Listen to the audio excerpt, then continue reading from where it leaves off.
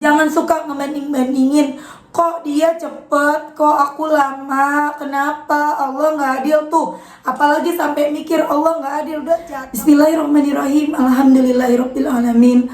Allahumma sholli ala Sayyidina Muhammad wa ala ali Sayyidina Muhammad. Assalamualaikum warahmatullahi wabarakatuh. Halo teman-teman, apa kabar?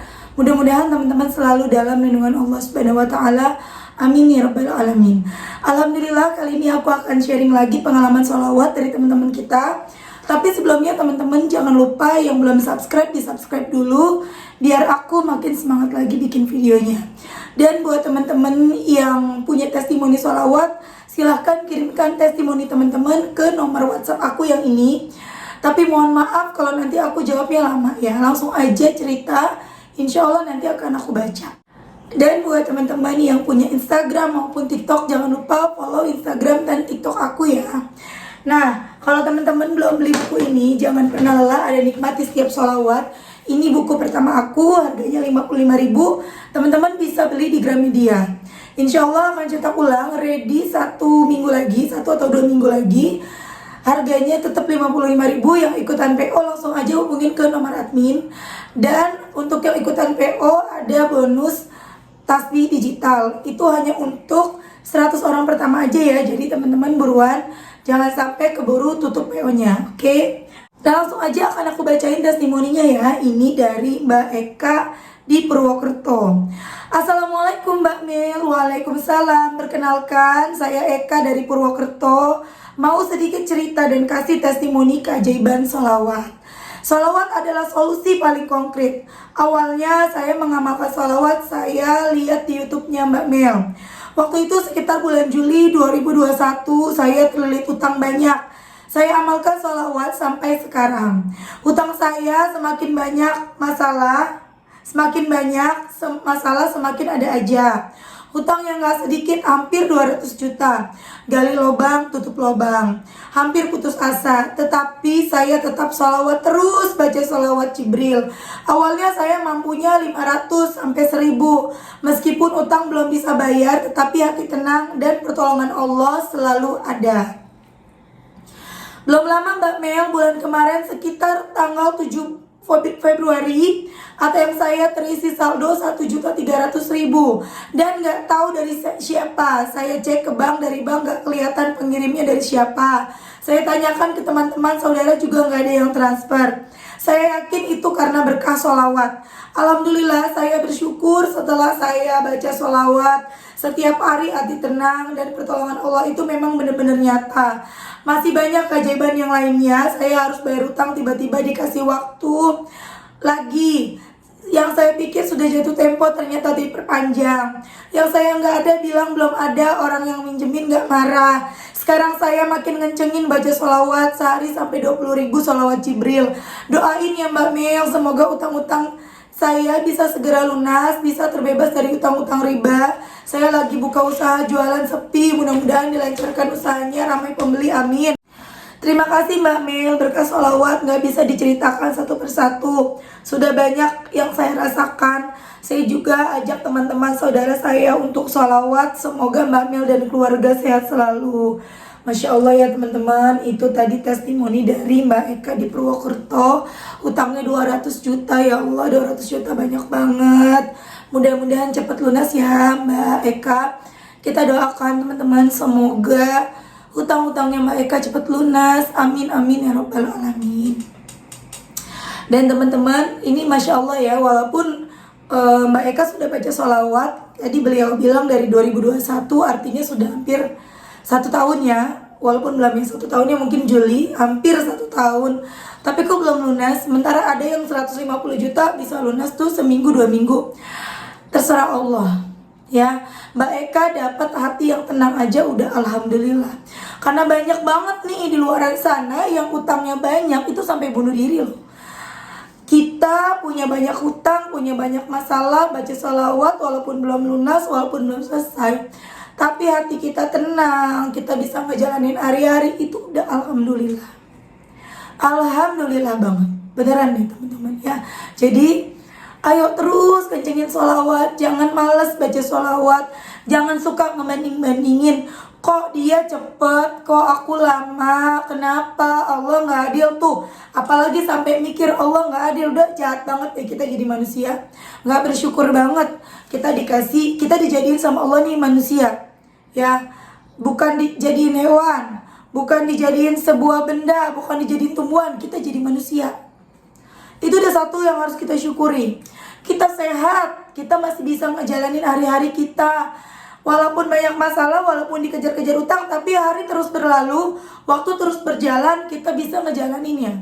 Aku kalau lagi punya masalah gitu ya, kalau lagi ada masalah ya, misalnya utang gitu, udah waktunya bayar rumah dulu ya, udah waktunya bayar rumah, terus aku belum bisa bayar nih karena uangnya kepake. Aku cuma yakin masih besok itu, hari ini akan berlalu. Hari ini aku akan baik-baik aja, dan itu terus berjalan sampai akhirnya sampai sekarang ini teman-teman. Alhamdulillah. Jadi teman-teman, kita jangan ngebanding-bandingin diri kita sama orang lain. Jangan yang kok dia cepat, barangkali dia lebih banyak usahanya daripada kita, lebih banyak doanya daripada kita, lebih ikhlas daripada kita gitu loh. Barangkali juga sebelum-sebelumnya dia sudah diuji dengan ujian yang bertubi-tubi, yang dia jalani dengan penuh keikhlasan. Teman-teman, ujian juga bisa membuat kita terhapus dari dosa. Ketika dosa-dosa kita terhapus, maka doa-doa kita juga cepat diijabah sama Allah. Ketika kita dikasih sakit ya, ngomong-ngomong sakit, aku semalam tiba-tiba sakit lagi teman-teman. Ini masalah suara belum terlalu bener ya, jadi walaupun kedengarannya suara aku udah enak, tapi ya Allah teman-teman ya, ini setiap aku ngeluarin suara ini nih dari sini ke sini sampai ke perut aku tuh rasanya capek gitu. Kayaknya butuh usaha yang keras buat aku ngomong. Tapi aku selalu yakin suatu hari aku akan sembuh, aku bisa ngomong lagi dengan enak. Kemudian dan aku yakin banget setelah ini akan ada hadiah terindah dari Allah. Mudah-mudahan hadiahnya bulan Mei aku bisa pindah ke Bekasi ya. Amin. Aminkan ya teman-teman. Dan semalam aku tiba-tiba sakit teman-teman. Itu jam berapa ya tadi malam aku sakit, tiba-tiba jam 12-an tiba-tiba pinggang aku sakit. Aku pikir karena aku baca sholawat, kan biasanya aku baca sholawat munjat 100 kali tiap habis sholat, atau mungkin aku kelamaan duduk gitu, aku mikirnya gitu kan, karena kan 100 munjat itu sekitar 20 menitan aku baca kan, taruhlah 25 menit duduk, kali 5 sholat aja udah berapa ya, berapa menit tuh aku duduk gitu ya, udah hampir 2 jam mungkin aku duduk. Mungkin itu gitu ya, tapi kok aku ngerasa ini lain, ini sakitnya beda nih gitu. Aku pikir, ya Allah, sambil aku salawatin, sambil aku bilang, ya Allah, aku yakin ya Allah, sakit ini ada ada balasannya dari Engkau, diampunin dosa aku dan ada hadiah terindah darimu. Aku cuma mikir gitu teman-teman. Alhamdulillah sekarang udah sembuh ya, alhamdulillah. Jadi teman-teman, ketika kita diuji, jangan patah semangat dulu, jangan banding-bandingin diri kita sama orang, apalagi sampai kita merasa Allah tidak adil, jangan ya.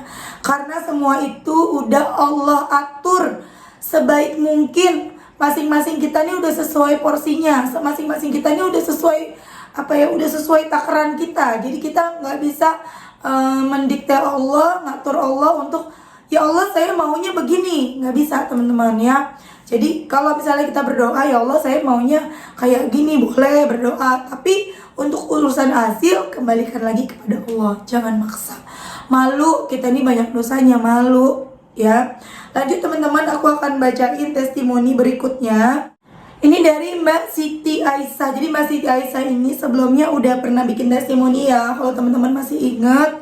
Beliau resign dari kantor, tapi Masya Allah ketika resign yang dipikir kayaknya kalau resign ini nggak mungkin deh bisa cukup gitu ya, karena kan udah pasti penghasilan bulanan udah nggak ada lagi. Tapi Masya Allah ketika beliau resign, Allah kasih rizki, Allah kasih kecukupan, Allah kasih kemudahan, malah jadi bisa punya toko. Dan ini tokonya teman-teman. Assalamualaikum Mbak Mel. Waalaikumsalam. Saya Aisyah dari Majalengka yang kemarin sempat testimoni. Kalau kemarin saya testimoni sehabis keluar kerja di bank, saya jualan fried chicken. Alhamdulillah setelah 6 bulan keluar kerja dan 3 bulan istiqomah sholawat, sekarang saya bisa buka toko Mbak Mel. Semoga testimoni ini menjadi motivasi buat teman-teman agar terus selalu istiqomah. Karena dulu juga saya selalu nonton testimoni Bahkan dari tahun-tahun kemarin saya tonton. Setelah itu saya termotivasi dan yakin bahwa saya juga suatu saat bisa testimoni. Memang dunia itu bukan tujuan utama, tapi kita tentunya punya hajat dan doa yang kita panjatkan dengan bersolawat. Dengan bersolawat, dosa-dosa kita diampuni dan doa-doa kita diijabah Allah Subhanahu wa Ta'ala. Karena wasilah solawat ini toko saya Mbak Mel, Masya Allah, ini tokonya nih. Baru buka di hari ini, minta doanya dari saudara-saudara seiman. Semoga toko saya membawa keberkahan untuk kehidupan keluarga saya. Amin ya Rabbal Alamin. Masya Allah, teman-teman ya, itu tadi testimoni dari Mbak Siti Aisyah. Mudah-mudahan tokonya selalu lancar, berkah, laris ya Mbak. Apalagi tokonya diisi dengan sholawat. Teman-teman yang pada punya toko di rumah, mau toko online, mau toko offline, mau itu warung kecil-kecilan, isi dengan ibadah-ibadah kepada Allah, isi dengan istighfar, isi dengan sholawat, salat duha, baca Quran, insya Allah warungnya berkah. Mungkin nanti kelihatannya warungnya tidak seramai warung tetangga misalnya, mungkin kelihatannya santai-santai aja, tapi Masya Allah banget. Kalau kita udah serahin semuanya ke Allah, apa-apa ke Allah, yang kelihatannya di mata kita tuh kayaknya kok segini, kok begini, tapi enggak, hasil akhirnya beda teman-teman. Jangan sampai kita coba-coba ya yang pada dagang, amit-amit cari-cari penglarisan, datang-datang untuk minta penglaris segala macam. Itu mungkin nanti kelihatannya rame, tapi hasil akhirnya beda. Ya entah sakit, ya entah ada sesuatu aja pokoknya nih. Dan kalau bisa teman-teman yang pada dagang maupun gak dagang ya, yang udah pada riba, bertekad untuk lepas dari riba, jangan nambah riba lagi. Dan ketika sudah stop riba, jangan coba-coba untuk riba lagi. Riba apapun ya, mau kredit barang, mau pinjam uang ya, modal atau apapun yang berurusan dengan riba jangan. Kenapa? Karena otomatis rezeki kita seret. Udah nggak dapet dosa, rezeki kita seret. Ya, jangan coba-coba kita mikir kita akan bisa bayar cicilan setiap bulan sekian karena penghasilan kita sekian. Jangan. Karena itu hanya pikiran kita. Nanti pada kenyataannya setelah kita melakukan riba, rezeki seret, tidak diduga-duga, malah jadi mandek, nggak bisa bayar, hancur.